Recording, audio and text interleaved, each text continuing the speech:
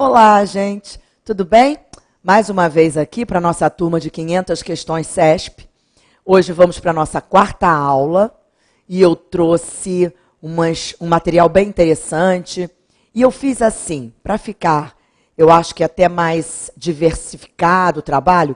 Eu hoje, por exemplo, trouxe várias provas, mas claro que não a prova inteira, porque realmente não haveria como. Então eu fiz assim, eu peguei ANAC, eu peguei TRT, peguei uma parte da CNJ, Conselho Nacional de Justiça, peguei, vocês vão ver, assim, para ficar um material diversificado, todas CESP, claro, mas assim, não uma só inteira, eu preferi trabalhar com vários pedaços de provas diferentes para vocês irem vendo como a banca vai cobrando as mesmas coisas, vai priorizando, não é? Os mesmos pontos que ela julga relevantes. Então, vamos lá.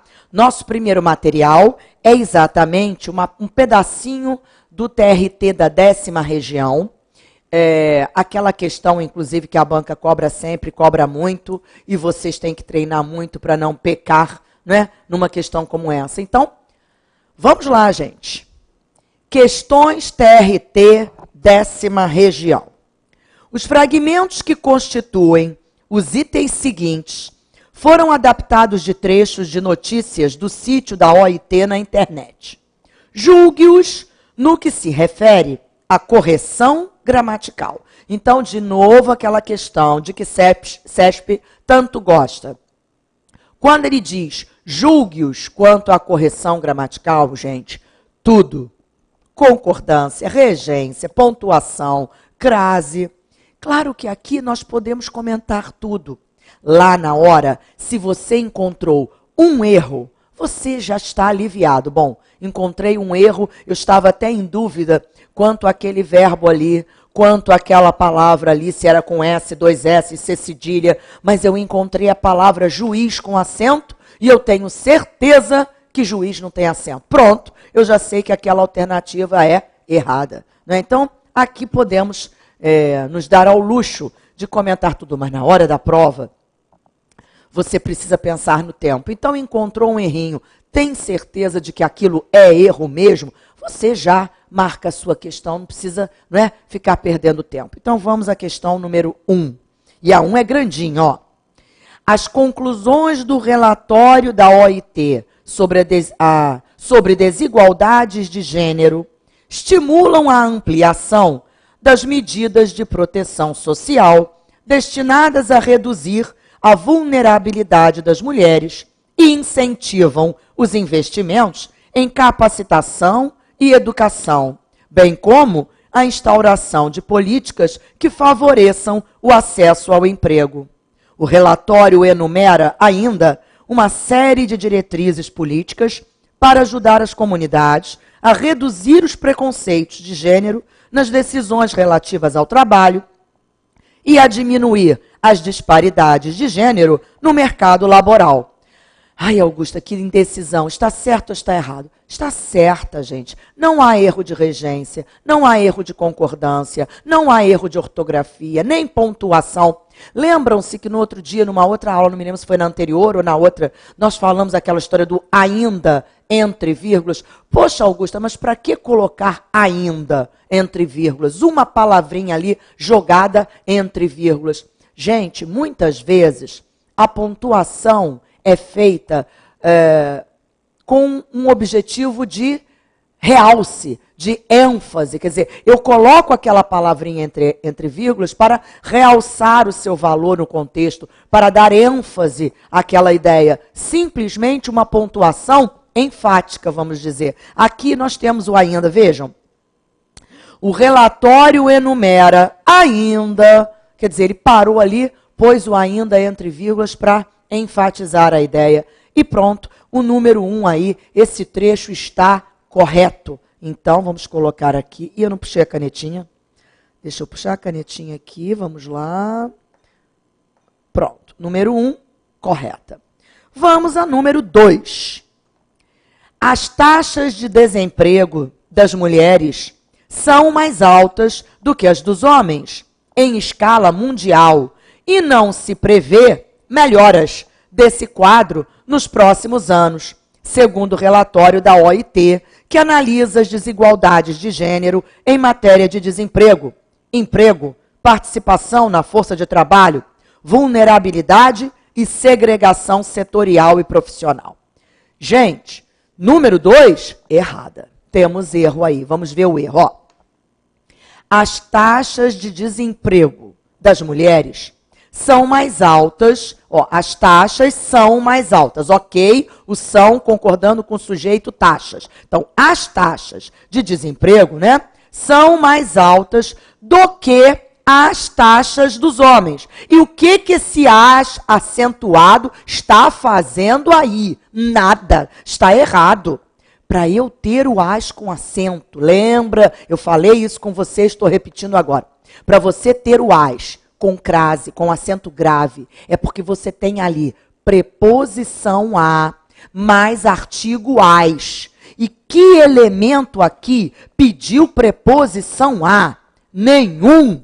Ele está dizendo que as taxas de desemprego entre as mulheres são mais altas do que as dos homens. Quer dizer, são mais altas do que as taxas dos homens, né? As taxas de desemprego entre os homens. Então, esse as aí é tão somente um artigo definido. E artigo definido não tem acento. Artigo definido sozinho não tem acento. O artigo definido só vai receber o acento grave se ele estiver fundido a uma preposição. Aqui não existe nenhum elemento exigindo a preposição a. Então, eu já achei o primeiro erro, porque tem um outro, quer ver? Então, mas está mais altas do que as dos homens. Vem aqui, canetinha, pronto. E aí, em escala mundial, e não se prevê melhoras. Augusta, isso aí está errado? Está, gente. Esse é um dos erros que os alunos menos percebem. É, Augusta? É. Não se prevê melhoras. Essa pequena oração aí, não se prevê melhoras, ela está na voz passiva. Na verdade, o que está sendo dito é: melhoras não são previstas. Melhoras não são previstas. Melhoras é o sujeito aí? É. Então tem que estar no plural, não é? O verbo, porque o sujeito é plural. Claro, melhoras é sujeito aí. Melhoras não são previstas. Se o sujeito está no plural, há que se usar o verbo no plural. Então o prever no singular está errado. Então tem que ser assim, ó. Não se prevêem melhoras. E atenção, hein, gente? Olha aqui.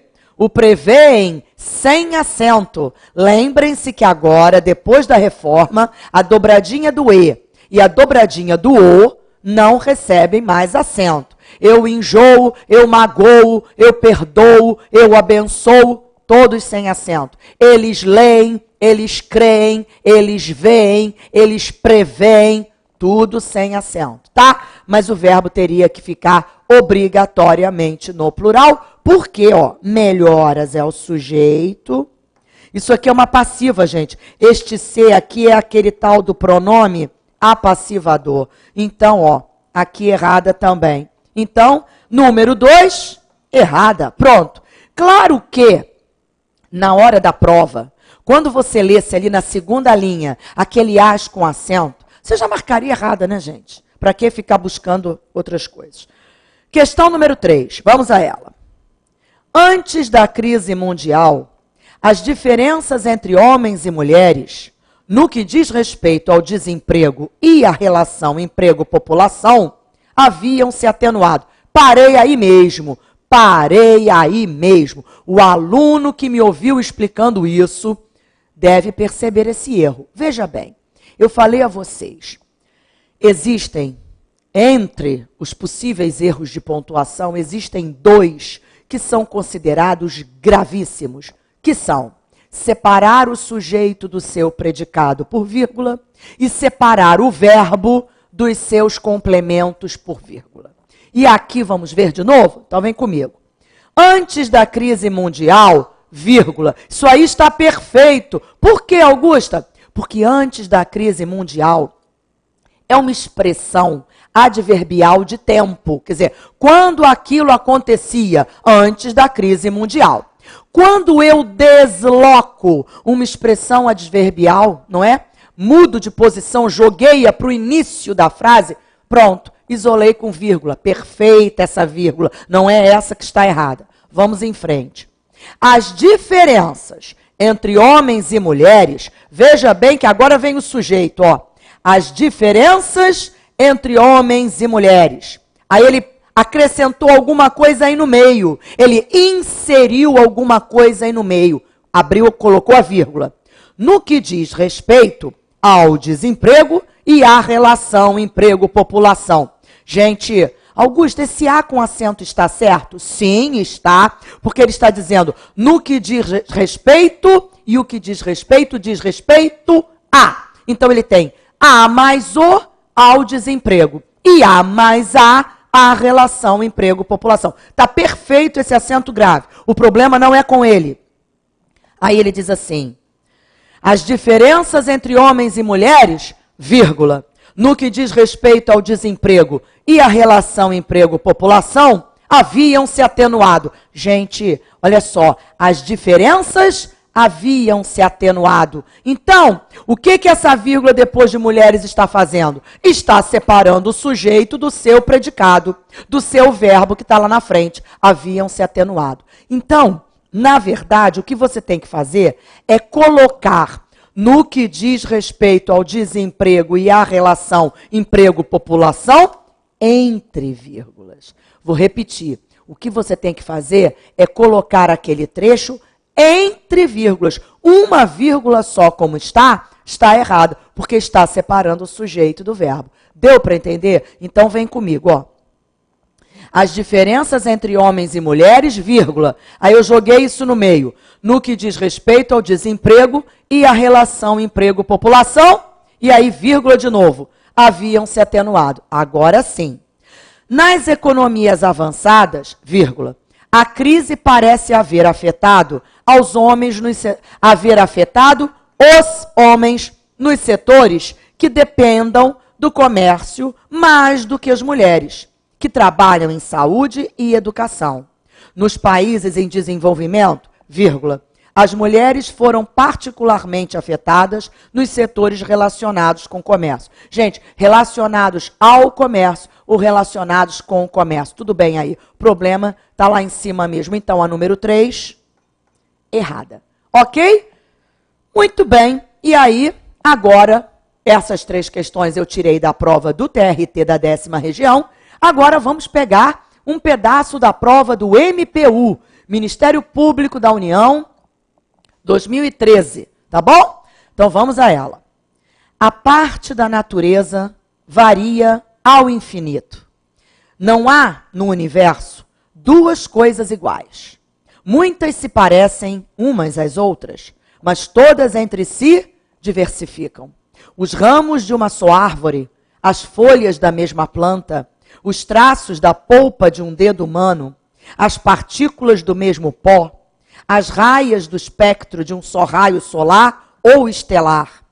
Tudo assim, desde os astros no céu até os micróbios no sangue, desde as nebulosas no espaço até as gotas do rócio na selva dos prados. Muito bem.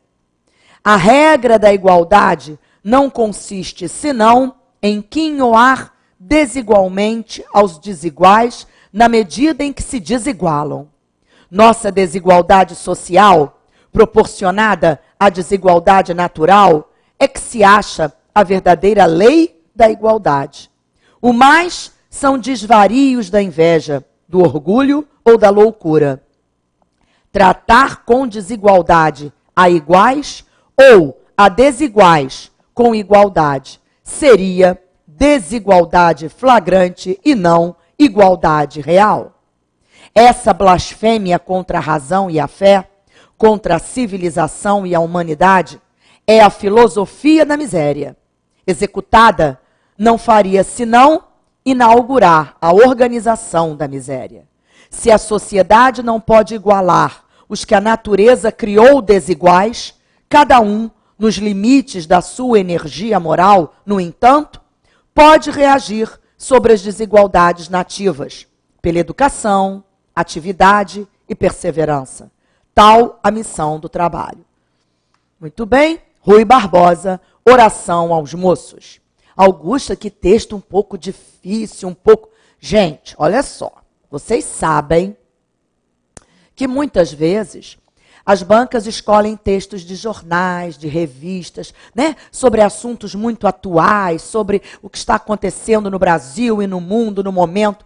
Mas muitas vezes ela pega textos de autores mais, né, um pouco mais subjetivos, um pouco mais, textos mais pensantes, como nós dizemos, e nós temos que acostumar, né, a fazer provas com todos os tipos de texto, gente. Então, agora, vamos resolver as nossas questões. Então, vamos lá. Julgue os itens seguintes relativos ao texto acima apresentado. Questão número 4. A oração quinhoar desigualmente aos desiguais na medida em que se desigualam exerce a função de complemento indireto da forma verbal consiste. Gente, eu falei disso com vocês na outra aula. Sempre que a CESP usa agora isso, ó, complemento verbal direto, complemento verbal indireto, o que ela está falando é de objeto direto e objeto indireto.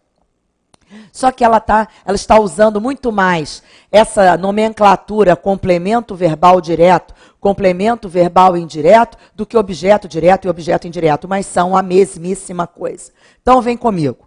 A oração quinhoar desigualmente aos desiguais na medida em que se desigualam exerce a função de complemento indireto da forma verbal consiste. Então, trocando em miúdos, a banca está me dizendo que esta oração, que começa no quinhoar, é objeto indireto do verbo consiste. Quer dizer, ela está ali completando o sentido do verbo consiste, né? De forma indireta. Vamos voltar ao texto para procurar esse trecho. Vamos lá, gente. Voltando aqui... Olha, vamos achar onde está. O problema na hora da formatação, que sai, na verdade, da linha... Peraí... Aqui está. A regra da igualdade não consiste senão em quinhoar desigualmente aos desiguais na medida em que se desigualam. Gente, a regra da igualdade é o sujeito. Não consiste em quê? Em quinhoar desigualmente aos desiguais na medida em que se desigualam. Presta atenção. O que não consiste em alguma coisa. Augusta, mas a banca colocou só quinhoar não sei o quê. Cadê o em? Gente, isso aí às vezes, na verdade, nós nem sabemos se foi um erro de digitação ou se ela fez de propósito. Só que você é esperto, não é? Você é esperto e você vai pensar assim, peraí. A primeira oração, que a gente chama de principal, é essa. A regra da igualdade não consiste, senão, oração principal. Aí você olha para o verbo. O que não consiste em. Então, aquela oração que começa no em, quinhoar, patati, patatá, é objeto indireto do consiste. Porque o verbo consistir pede a preposição em. O que consiste em. Então, aquela oração que vem depois é complemento indireto desse consiste? Sim. Então, olha lá, vem comigo. Augusta, tá vendo? Fiquei em dúvida porque ele colocou só quinhoar. E, na verdade, existe um em lá no texto. Finge que esse em está aí. Você não pode dizer que essa oração aí do quinhoar não é complemento indireto do consiste. É, então, número 4, certa. Estão vendo por que é tão importante fazer provas anteriores? Você vai ficando atento a essas coisas. A banca é maldosa, não é? Então, vamos adiante. Questão número 5. Muito bem. Não haveria prejuízo para o sentido original, nem para a correção gramatical do texto. Quer dizer, para nenhuma dos dois lados, né? Para nenhum dos dois lados. Nem para a correção gramatical, nem para o sentido, caso se inserisse quando ou se for imediatamente antes de executada. Então, quando ou se... se for imediatamente antes de executada. Gente, uma questão como essa não dá para fazer sem voltar. Então, ele está dizendo que não haveria nem mudança de sentido, nem erro gramatical, se eu inserisse o quando ou se for antes, imediatamente antes da palavra executada. Então, vamos procurar a palavra executada. Vamos lá, vamos ver onde ela está. Aqui, achei rápido, ó. Essa blasfêmia contra a razão e a fé, contra a civilização e a humanidade, é a filosofia da miséria. Quando executada, não faria senão inaugurar a organização da miséria.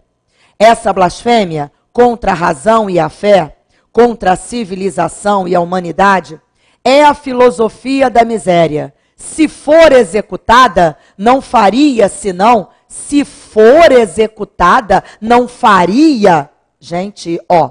Quando executada, não faria senão inaugurar. Agora, se for executada, não faria. Esses verbos aí iam ficar capengas, hein?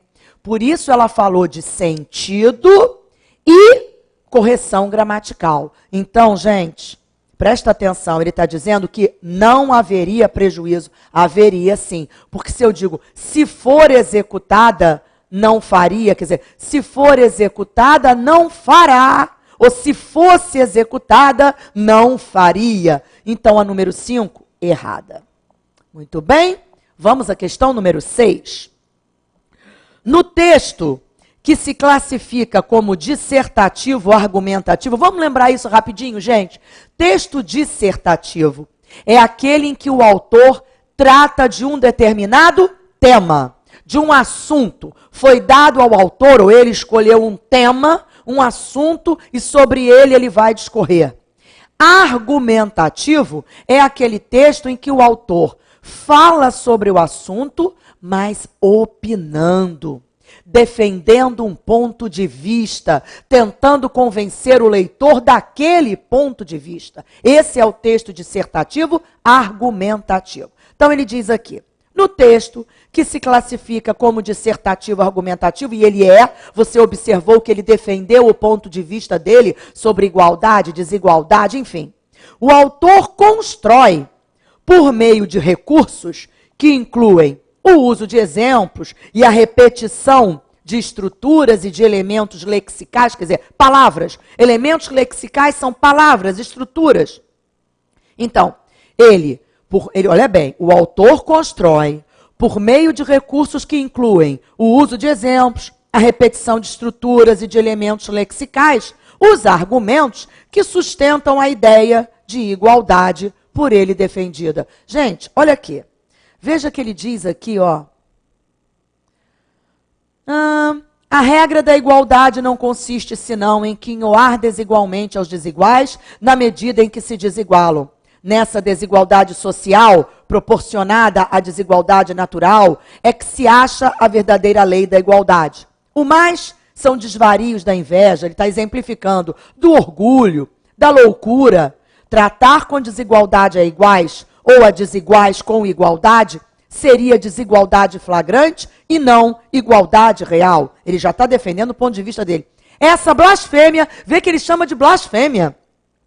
Essa blasfêmia contra a razão e a fé, contra a civilização e a humanidade. Isso aqui, ó, repetição de determinadas palavras, isso dá força à argumentação do autor. Muitas vezes o autor, quando escreve, repete determinadas palavras para dar ênfase, reforço àquilo que ele está passando. Então ele vai em frente e diz, é a filosofia da miséria. Executada, não faria senão inaugurar a organização da miséria. Se a sociedade não pode igualar os que a natureza criou desiguais, cada um nos limites da sua energia moral, no entanto, pode reagir sobre as desigualdades nativas pela educação, atividade, perseverança, que ele vai explicando, enumerando como o ser humano pode lutar contra aquilo, enfim. Então, gente, número 6, correta. É um texto dissertativo, argumentativo. Ele constrói o texto dele usando exemplos, estruturas, repetições lexicais. Então, correta, número 6. Muito bem. Questão número 7. Infere-se do texto. Gente, infere-se é deduz-se, conclui-se que a desigualdade flagrante ocorre quando se ignora a ação da inveja, do orgulho e da loucura no momento da determinação do que é justo para os que são desiguais. Gente, presta atenção. Infere-se isso do texto, que a desigualdade flagrante ocorre quando se ignora a ação da inveja, do orgulho e da loucura no momento da determinação do que é justo? Não, não é isso. É muito mais do que isso, na verdade. É uma coisa muito mais, não é? Infere-se do texto que a desigualdade flagrante só ocorre nesse momento? Claro que não. Errada. Muito bem. Número 8. Isso, 8. Sem prejuízo dos sentidos originais do texto e da sua correção gramatical, na linha 3, o ponto final, empregado logo após a forma verbal diversificam, poderia ser substituído por um sinal de 2 pontos, seguido por os, claro, grafado com inicial minúscula. Então vamos lá, ó. Sem prejuízo para o sentido e para a correção, na linha 3, o ponto final depois de diversificam poderia ser substituído pelo sinal de 2 pontos? Vamos lá, vamos voltar à linha 3 aí. Vamos lá. Nossa, estamos na linha 3 mesmo, certinho, ó. A parte da natureza varia ao infinito. Não há no universo 2 coisas iguais. Muitas se parecem umas às outras, mas todas entre si diversificam. Aí eu tiraria o ponto e colocaria 2 pontos. Claro que eu poderia, sabe por quê? Porque ele vai explicar por que todas as coisas entre si diversificam. 2 pontos. Os ramos de uma só árvore, as folhas da mesma planta, os traços da polpa de um dedo humano. Claro que eu poderia, porque ele está dizendo, ó, muitas se parecem umas às outras, mas todas entre si diversificam. 2 pontos. E ele vai explicar, enumerando ali como isso aparece. As folhas de uma mesma planta, os traços da polpa de um dedo. Então, claro que eu poderia, sim, trocar o ponto por 2 pontos e ajustando ali o os para minúsculo. Então, voltando à nossa questão. Número 8, correta, poderia sim, sem dúvida. Muito bem, vamos à questão número 9. A palavra nebulosas, na linha 6, é empregada no texto como função adjetiva, podendo ser substituída por obscuras, enigmáticas. Vamos voltar lá à linha 6, ó. Cadê você, nebulosas? Vamos lá. Aqui, gente, ó. Tudo assim, desde os astros no céu até os micróbios no sangue. Desde as nebulosas no espaço até as gotas. Gente, nebulosa aí é sentido daquele tipo de nuvens, não é? É um tipo de nuvens, as nebulosas. As nebulosas no espaço. Claro que nebulosa aqui, ó, não foi usada com sentido de obscuras ou enigmáticas, não é? Então, erradíssima a número 9. Gente, hoje em dia nem se ouve muito isso, mas antigamente as pessoas falavam muito assim, nossa, aquela prova tinha umas questões nebulosas. Nebulosa queria dizer assim, enigmáticas, difíceis, obscuras, quer dizer, muito pouco claras, né? Hoje ainda se ouve, mas não tanto quanto antigamente. Antigamente as pessoas usavam muito esse adjetivo. Só que nebulosas é um substantivo também, é um tipo de nuvem. Aqui, no texto, não foi usada com sentido de enigmáticas nem obscuras. Foram com sentido de nuvens no espaço ali, né? Aquele tipo, é um tipo de nuvem, as nebulosas. Então, gente, sem dúvida alguma, questão número 9, errada. Muito bem, gente. Então, você vê que tudo hoje é contextual, né? Você tem que voltar ao texto, tem que ver se aquela palavrinha lá onde foi usada tem realmente aquele sentido que você imagina, que o único sentido que você conhece para aquela palavra, ou se naquele contexto ela assumiu um sentido diferente, não é? E a nossa língua é muito rica quanto a isso, quer ver? Se eu digo assim para você, uma coisa bem boba, eu digo assim para você, o menino velho não gosta de brincar. O menino velho. Menino aí é substantivo e velho é adjetivo qualificando menino. O menino velho não gosta de brincar. Aí eu troco e digo assim, o velho menino corre 10 quilômetros na praia todo dia. O velho menino. Velho aí virou substantivo e menino virou adjetivo qualificando velho. Então tudo depende do contexto em que está, em que se apresenta. Não é isso? No próximo bloco continuamos com as nossas questões. Até já.